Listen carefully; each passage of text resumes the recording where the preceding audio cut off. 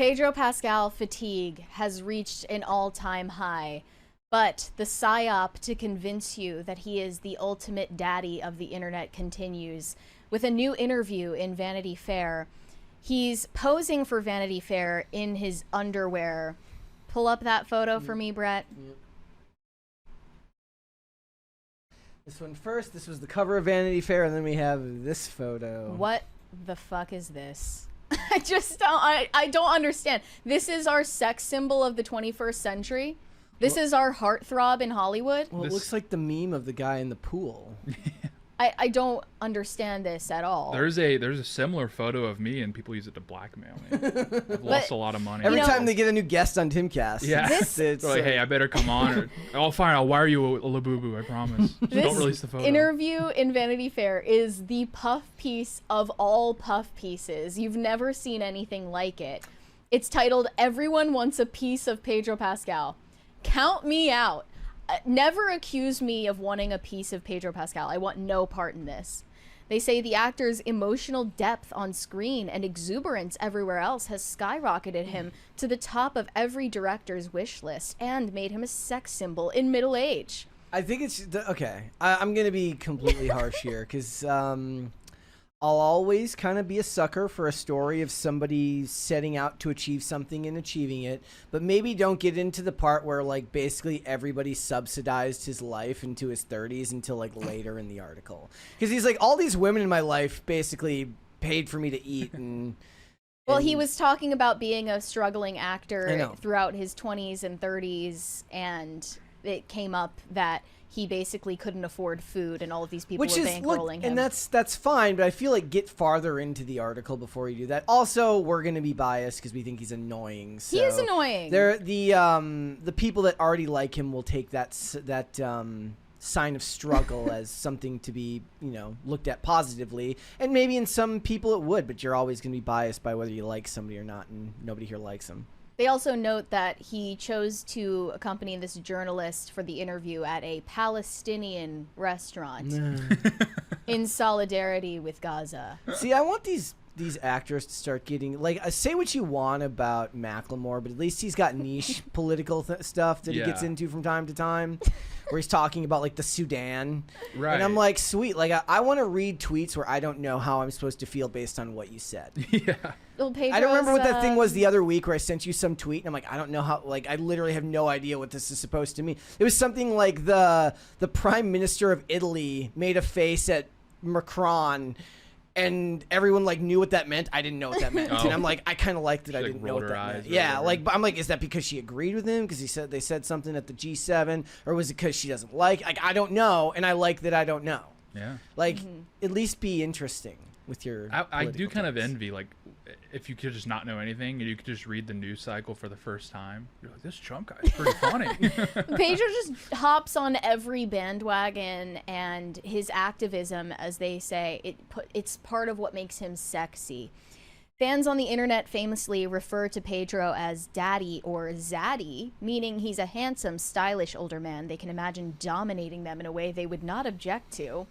In a video for Vanity Fair in the Lie Detector series, he laughed off the nickname, saying, "Daddy is a state of mind. I'm your daddy." He was being playful, but his eye contact with the camera was so transfixing that some observers only heard the second sentence. By the way, I put a poll up for everybody today. You have to get stuck in a room with one person, either Pedro Pascal or Bella Ramsey. You must pick between the two. So far, Bella Ramsey is winning with 67%. Bella Ramsey, his young co-star on The Last of Us, dislikes the daddy label the minute it was affixed to Pedro. I felt worried for him. I want to protect him from that whole joke of becoming the internet's daddy. I was like, I don't want everyone to refer to you as that and see you as that. You're so much more.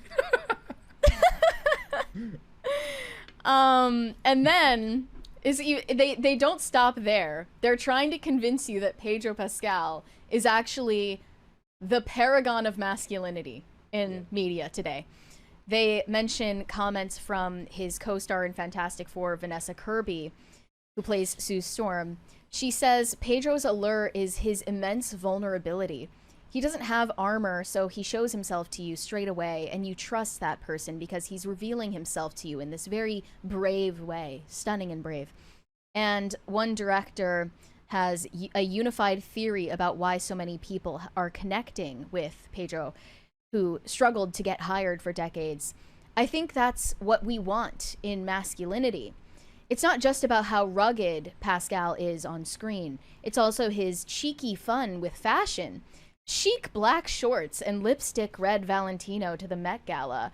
Saint Laurent thigh-high boots to the Last of Us Season 2 premiere. It's how he bopped at the SNL 50 concert.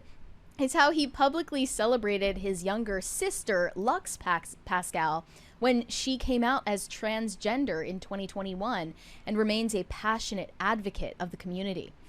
Just how smitten is the world with this actor?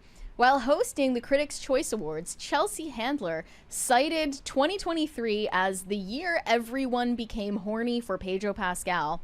A New Yorker cartoon featured a therapist reassuring his client, "It's not strange at all. Lately, a lot of people are reporting that their faith in humanity is riding entirely on whether or not Pedro Pascal is as nice as he seems."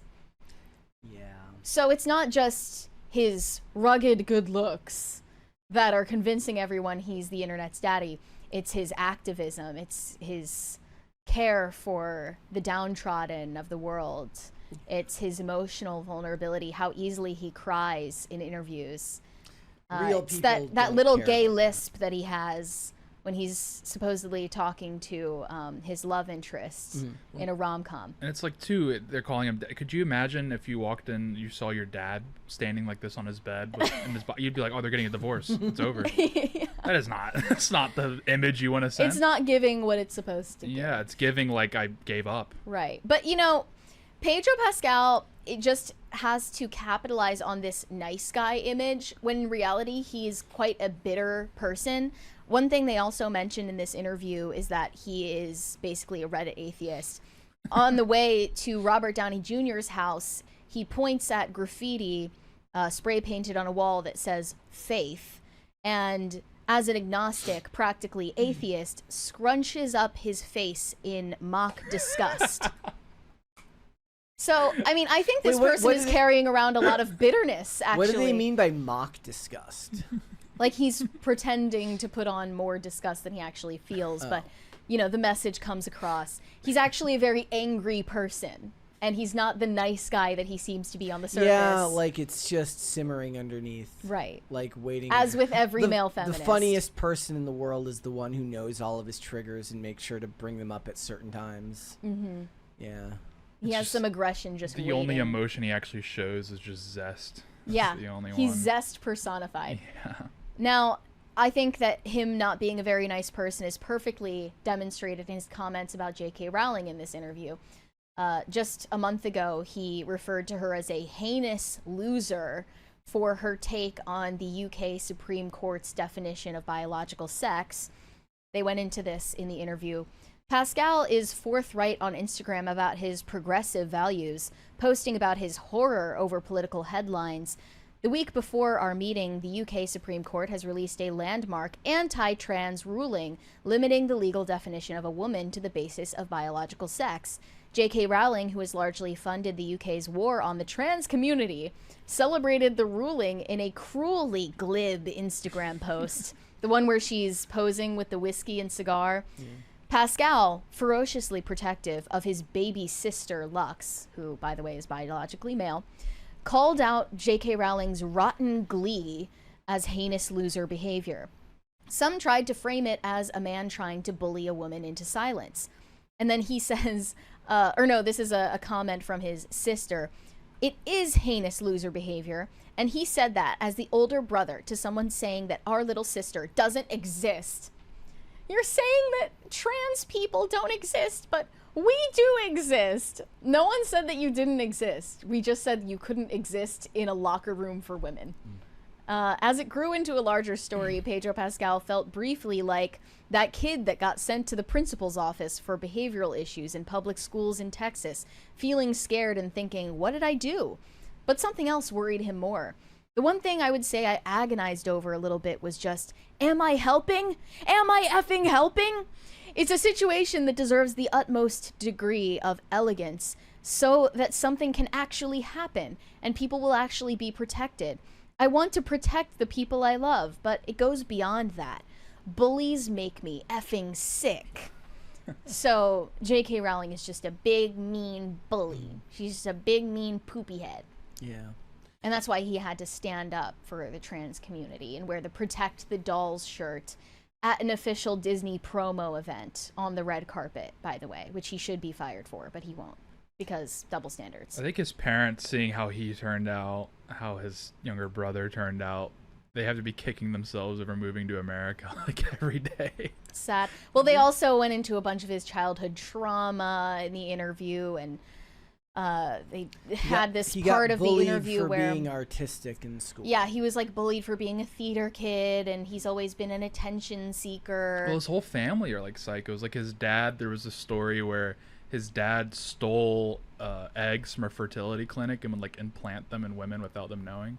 Oh my gosh, because I knew he was a fertility doctor, but they didn't mention that. No, it's like that's not a rumor either. If you go to his Wikipedia, it's probably on there. That's It was like a big insane. scandal, and like his whole family were like all these like socialist revolutionaries and stuff. Yeah, because they like fled Pinochet Yeah. only to spread socialism in the West. But, you know, they have this overwrought conversation between the journalist and Pedro Pascal where they're relating to each other over having lost their mothers to suicide in young adulthood. And they're like, you know, Pedro has a tattoo of his mother's signature on his right wrist. I have a tattoo of my mother's name on my left. And then they literally did this. They touched their wrists because they're a couple of theater kids and needed to feel like they were in a coming of age movie. And that's supposed to humanize him and make him, you know, relatable because he's gone through struggles, right? He used to be poor and a struggling actor who couldn't make rent, and he, you know, was a bartender and a waiter and all these things. And everyone he knew for all these years, every time that he tempted the thought of having a real job, they were like, no, you're too talented. You can't give up now. No. And it turned out to be worth it for him with his big break in Game of Thrones and all that. But I kind of wish that he did end up, you know, going to school and He's just having a real job. An accountant, just mad Yeah. all the time. Yeah, he said I thought about being a nurse. Yeah. For our sake, I would hope, you know, Maybe in an alternate universe. fertility doctor. Yeah. Following his father's Following his footsteps.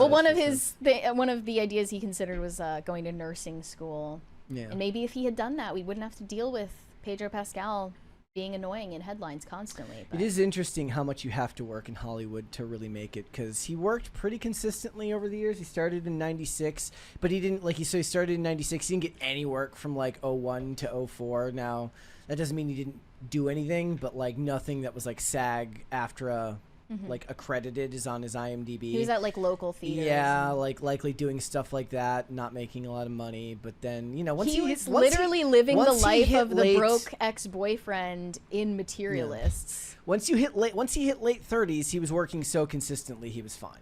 It's ironic now, like, he was so miscast in Materialists because he was the rich Mr. Right, like, ultimate bachelor of Manhattan. And Chris Evans is the broke 37-year-old struggling actor who can't make rent.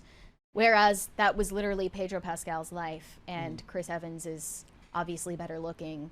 It would have been better for them to just reverse the roles in that movie. Thanks for watching. Listen to full episodes of Pop Culture Crisis on Spotify. Keep up with us on social media and make sure you subscribe and ring that bell so you never miss the show. Bye, guys.